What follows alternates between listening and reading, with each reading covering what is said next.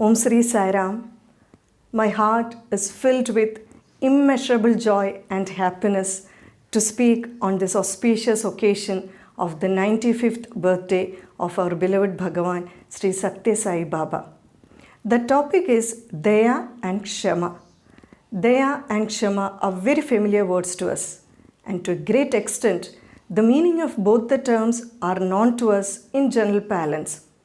Though people use these words frequently, it is important to understand where these two words should be implemented. It is highly significant when and where we use Daya and Kshama. These are not two expressions that can be applied to anyone, anywhere, anytime. The bottom line is that Kshama and Daya should be applied to only those who deserve, and the prerequisite for applying Daya and Kshama are strength and courage. Once Maharshi Aurobindo had written an open letter to Mahatma Gandhiji. In that, Maharshi Aurobindo stated that Gandhiji was teaching non-violence to the cowards. To him, the doctrine of non-violence will become a means of escape to the cowards. The weapon of non-violence is very powerful, and a powerful weapon should be in the hands of an extremely powerful person. Only Gandhiji can handle this weapon effectively, this weapon of non-violence. So if you teach the weak the lessons of non-violence, he will use it as a shield to cover his weakness. And when such a person says that he has forgiven, it is coming from fear only. So what we have to do? We have to teach the weak the lessons to strengthen him, then ask him to forgive. Then the relevance of patience will become fruitful. Only then the meaning of patience will be correct. Otherwise, we will be tantamount to supporting vulnerability.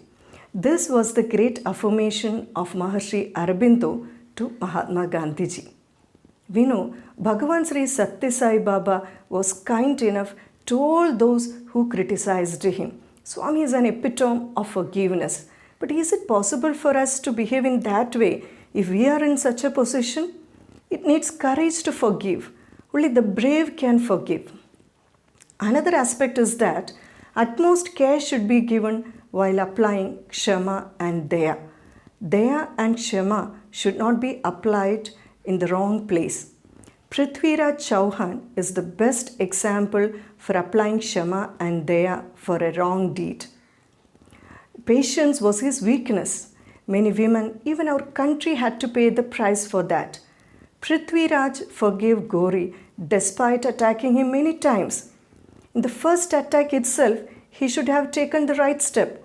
Then we could say that he is merciful, he is loving to his people. But he didn't do that, and we had to pay the price. But these kinds of circumstances didn't happen at the time of Shivaji. Shivaji didn't even given such a chance for such people. That was his speciality. When we look at Bhagavad Gita, we can interpret the first chapter as Arjuna's philosophy. All that Arjuna said are lessons of patience and kindness. When we hear that, we also think that Arjuna is saying the truth, but it is not. Lord Janardana answered to this in the second chapter, third verse. Klaibyam Masmagama Partha. Hey Partha, do not yield to this degrading impotence or weakness. Give up this petty weakness of your heart. Jump in and fight. And who said this? The merciful Krishna, who gave Brahmanandam even to the gopastris. It means that everything Arjuna said are the words of a coward. Forgiveness doesn't mean accepting anything and everything. Once a girl child asked Dr. Abdul Kalam, "Sir, you talk about patience, but at the same time you do bomb test. How do you justify both?" Kalam replied, "If you are on the road and you see a strong man harassing a weak, what you should do? Whether you will intervene or not. If your answer is no, it is because you don't have power. You need power to save the needy. Bombs are not made to harm anyone, but to show that you are strong."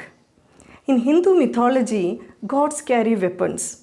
Along with lotus, Lord Vishnu has wheel or chakra in his hand. Daya and Kshama have the same bhava. Where there is Daya, Kshama will be there. They are partners. But we cannot show Kshama towards Bhagavan. We call it bhakti or love.